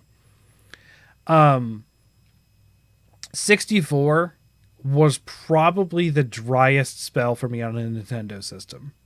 Like, I can think of a handful of games that I played and legitimately enjoyed on that system. And I think it's like Banjo-Kazooie, Turok, Mario 64, Mario Kart, and Diddy Kong Racing. Like, I can't think of a ton more that was on the N64 that I was like super into. People enjoyed Blast Corps, or Blast Corps, something like that. Blast Corporation, maybe. I don't know. That was an early N64 game that I just was just like, I rented it and I was like, cool, you destroy things, I suppose. Like, what's the point? I don't get it. Actually, I like Star Fox, but I think Star Fox is already there. And Instinct was another game I played a lot of on N64. Killer Instinct, okay. Mm-hmm. All right. I've heard that's good. I never played Killer Instinct. I really enjoy watching people play the newer Killer Instinct that came to Xbox. I'm terrible at the new one, but I mean, I watched like any video that Maximilian Dude did of Killer Instinct, I watched because I was just like, this looks fun and amazing, and I will never be able to do anything in it. So I'm just gonna watch someone play it. I'm trying to think of like other N64 games that I would have been really jazzed to see, but like there's some quirky ones that I think people would like. Like there was this one that was like called Unicycler or something like that. I can't remember, but it was basically like these like no one riding on them, just like a 2D unicycle game that was just racing. It was okay. It'd be okay to have it with like what you're already paying for, but like I'm not sad it's not there too. It would just be cool. Goldeneye is a popular one. Goldeneye, I don't see Goldeneye happening because of licensing and stuff like that, but Goldeneye would be cool. Conker's Bad Fur Day. I don't. I mean, I was though you might see. Yeah. Conkers could happen because we did get Banjo-Kazooie. Banjo-Kazooie is something I was worried about because that's a rare property. But Nintendo licensed the game at the time, so we could see Conkers. I never played Conkers more than a couple levels the first time because I only ever rented it. That would be cool to play Conkers again. Mario Tennis, Pokemon Stadium 2. Pokemon Stadium, nah. I mean, you just ported your Pokemon games up to an N64 to fight. That was all it was. I wanted it to be much more. We already have that. You don't need Pokemon Stadium. Worms Armageddon, Duck Dodgers. You're just like searching N64. You're just searching N64 games now. I never played Beast Wars. I was into Beast Wars as a kid, but I never played that game. Just looking up a list of games. Clay Fighters would have been an interesting like one to get. I don't know if Clay Fighters came on anything else than 64, but Clay Fighters was just like a fighting game that had like stop motion claymation characters.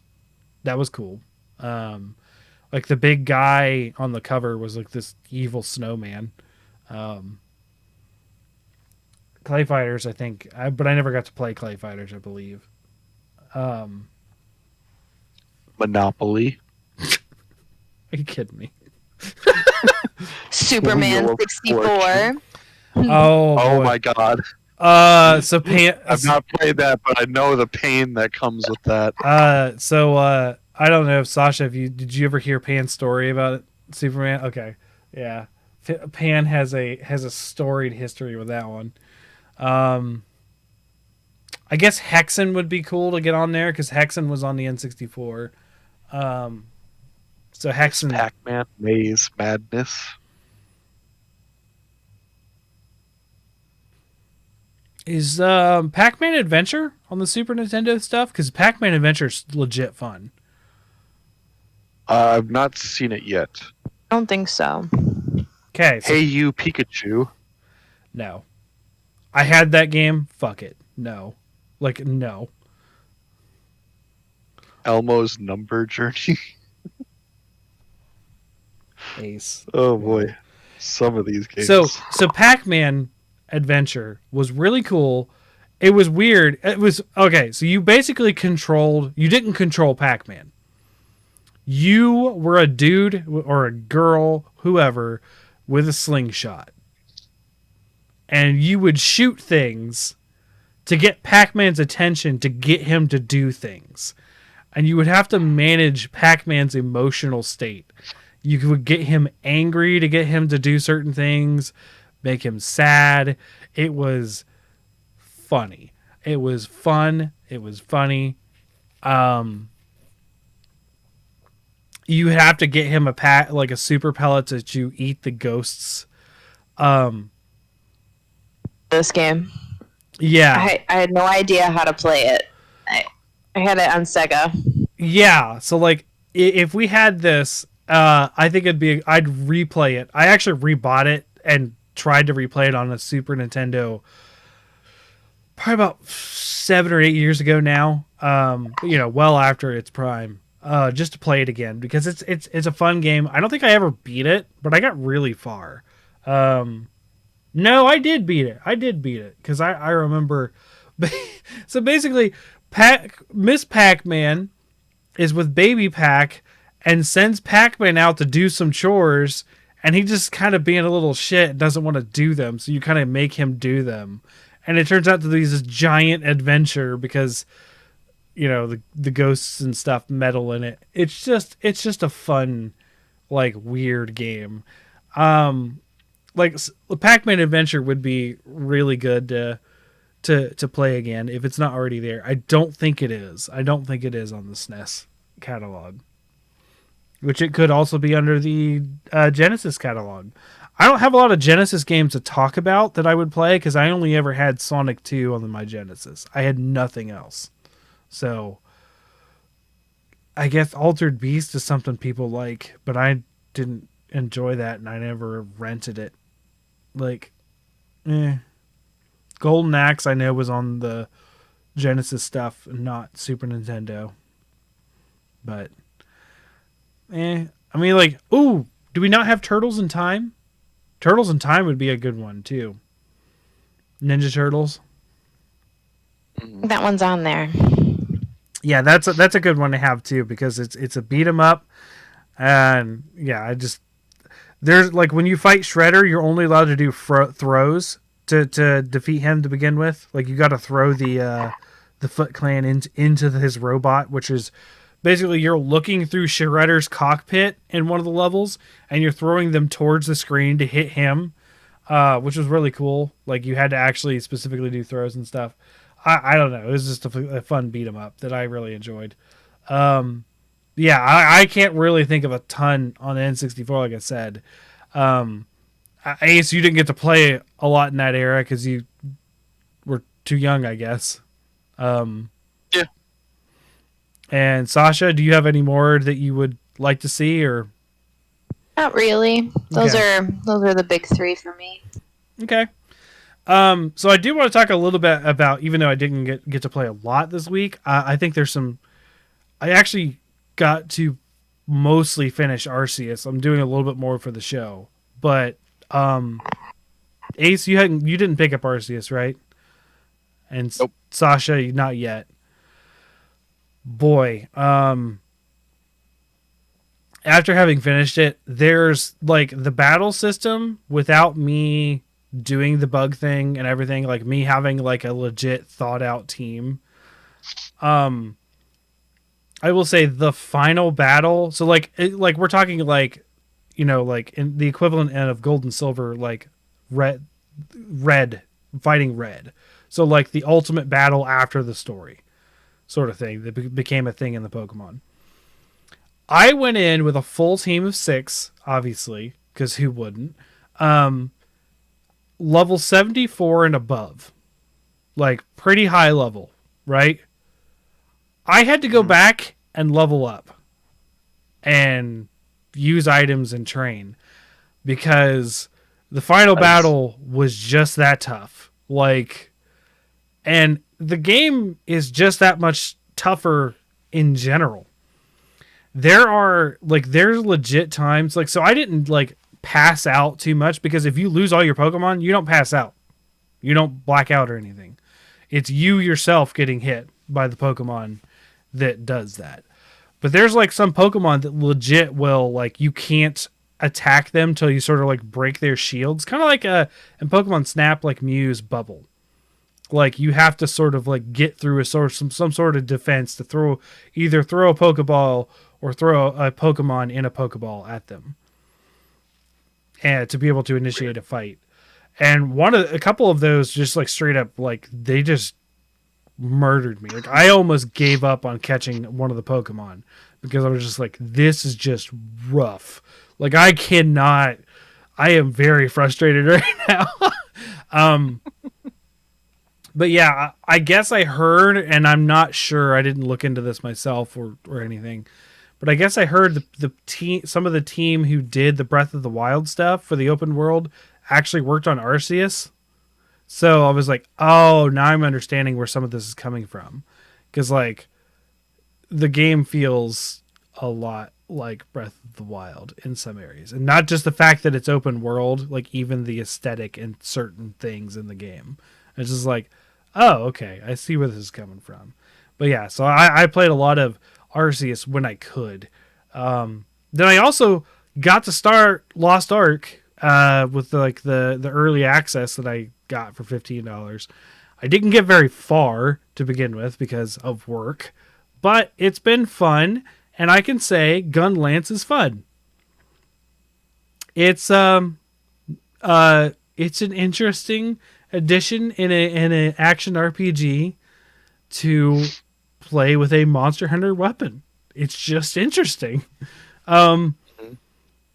It's fun to juggle 30 enemies at once and blow them up in the air.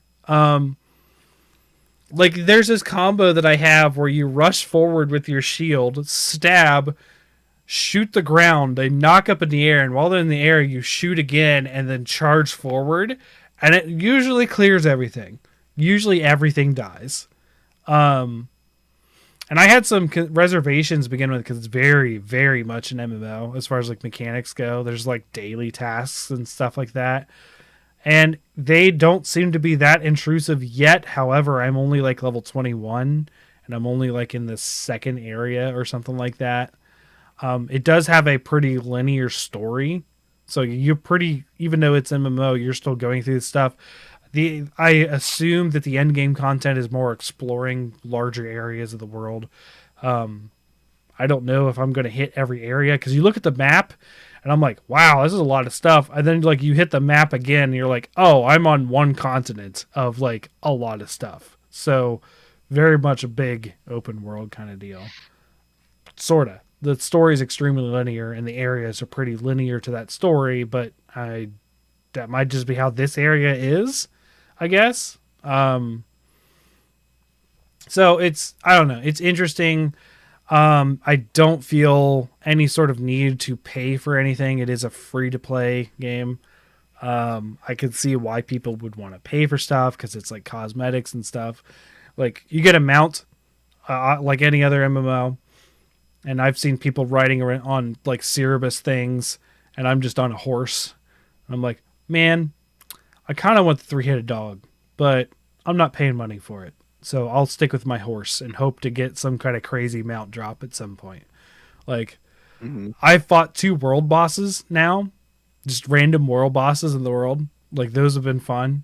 I walk in an area, and there's just like 30 health bar thing, and I'm like, what the crap? And I go in there and there's like 15 people fighting it, and I'm like, oh, okay, let's just join in. I'll hop in. And the first time I did it, I died, and then I ran back with just before it died, so I got credit because I was able to like hit it a couple times before it died. Second one, I was there from start to finish and I didn't die. Yeah, it's just generally fun. It's a good Diablo clone that's free to play MMO stuff. Like, I'm pretty, I'm pretty excited to play some more. Honestly, we started a Lost Ark only channel on the Discord, so people don't have to be bothered hearing about me talk about it in the general chat. Started a guild on it if people are interested too. So far, it's just me and Chrono, but like once you get enough people in a guild, just like in WoW, you can do more stuff in the guild, more tasks and stuff. So it only cost me 2,000 currency, which I have like 68,000 in the game. So yay. It used to be a pretty big deal in WoW to get a guild. Were you in a guild in WoW, Sasha? Yeah, but I didn't start it or anything. I just it was like 100 gold to begin with, and like getting like 100 gold was like insane at that time. Something like that. Yeah, especially if you were trying to pay for flying training. Yeah, right. So maybe I'm wrong. I don't know. I started a couple guilds in WoW just because I refused to play with people I didn't know. I feel like the guild itself wasn't expensive. It was like unlocking more slots for the bank. Maybe you're right. Yeah. I mean, I have had to put like I've like there's like a daily allowed to donate into the guild to unlock things, and I've every day I've donated the whatever currency that you get in the game, just like silver is what it's called, and yeah, it's 6,000 silver, so it was 3 times the amount to initiate the guild, and I still haven't done it. You got to get like I don't know. You got to get like 20 donations, and I've done them all so far, and I've only done 3, I think. So, yeah, because I haven't got to play every day.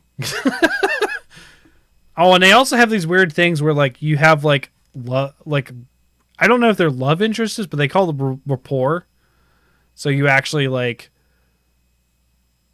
talk to NPCs and sort of have like a relationship with them kind of deal.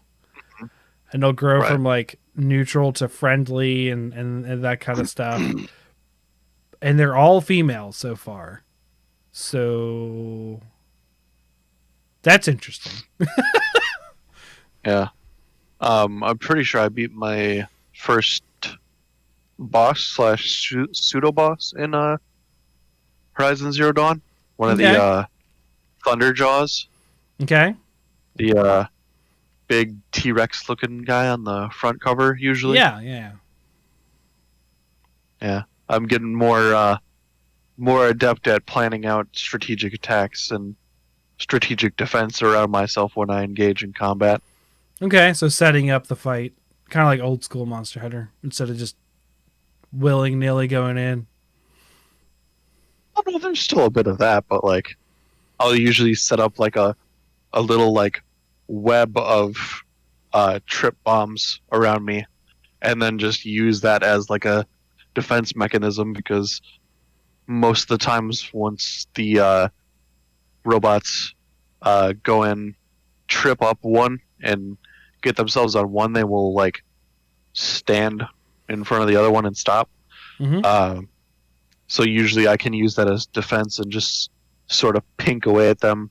Mm-hmm. Or usually I can go in front of it and goad them into charging at me and then get them onto the trip bomb for that second one. But yeah.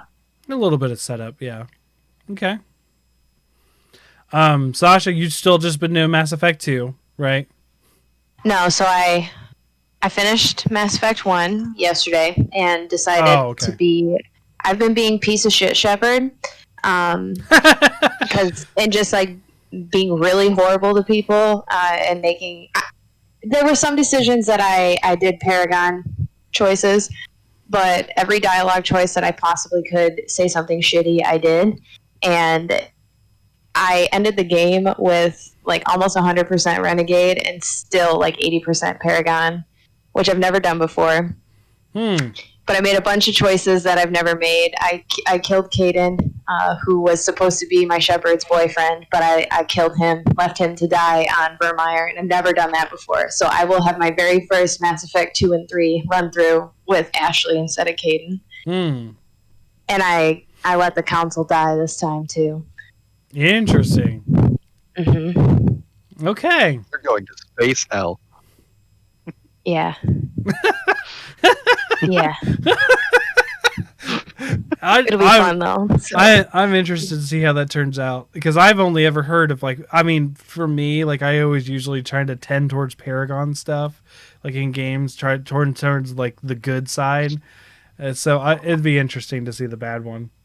Yeah, I have always done that as well, and I know that there's certain choices that are going to have an implication in Mass Effect 3, so like I did not kill the Arachnid Queen in Mass Effect 1 because I know that there are benefits to not killing the Arachnid Queen. Okay. I did not kill Rex because I'm never going to kill Rex. I don't think I could. I have it in me.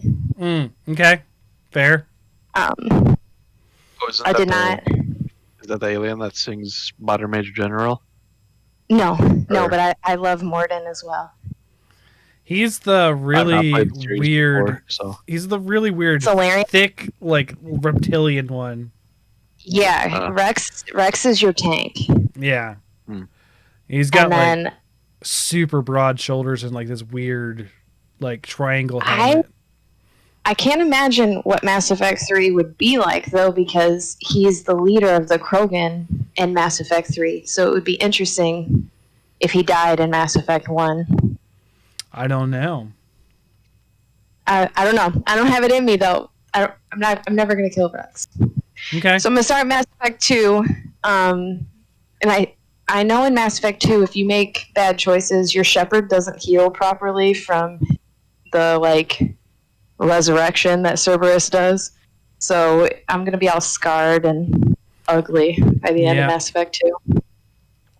Yep. All right. I'm interested to hear how that goes. Yeah, okay. Okay. Well, I think that's about it we have today. I don't know what we're doing next week. We haven't had a lot of time to plan because it's way too busy. But we will figure out something. So thanks for listening. This is 421 at Hunters Hub Pod on Twitter and Twitch here. If you're listening and would like to tune in next week as we record. Be sure to join the Discord. It's on the Twitter. And we'll, if you're interested in playing Lost Ark together, if I get more time, I could do that. Or some other things that are going on. So, so also at Ace Badger Gaming on Twitter for Ace. See him do a lot of Monster Hunter stuff and memes and that kind of thing. I've been taking since I finished Monster Hunter. I talked about last week. I haven't been playing it, so I'm all set for Sunbreak. So anything else you'd like to add, Ace, to your? I mean, I'm still pacing through my new playthrough of Freedom Unite on the PS Vita. Mm-hmm. Played against Chameleos today, so that was nice to see my boy back in action. Okay. Yeah. Nice to fight him, not see him. He's invisible. No, he becomes visible. Especially when you keep hitting him a bunch and stun him. That's the joke. He's invisible. He's been in every game. He's just invisible. Yes, and I ruined your joke. Jeez. And if you want to get hold of Sasha, she's in the Discord.